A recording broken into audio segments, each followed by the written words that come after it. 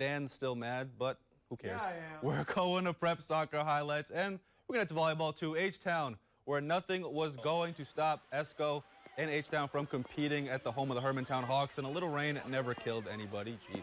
In the first half, Esco already up 1-0, a whole lot of traffic out in front, but we've got Hawks in the goal. Coaches are calling for a red card, but instead, refs deem it a penalty kick. So, there we go. Britta Koski making it look easy as pumpkin pie. Alexis Bass wrote these highlights, if you can't tell. And the Esco soccer team goes up 2-0, but them girls wanted more.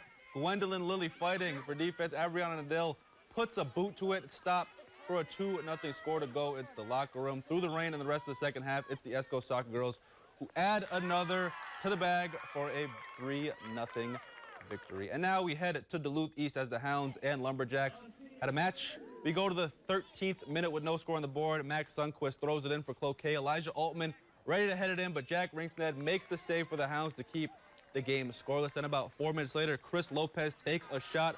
Walker Marquardt uses his body to make the initial save, but the Lumberjacks send this one the wrong way, and Jackson Whitehall will capitalize. He gets one past Marquardt to put the Hounds up 2-0. Same score in 10 minutes left in the first half. Anderson Gunnelson takes the corner kick for Cloquet. Rinksned gets 2 hands on the ball, but Brody Dushkin heads right to the back of the net to tie things up at 1. Lumberjacks will add one more to the board. They beat the Hounds 2-1. That's 5 in a row.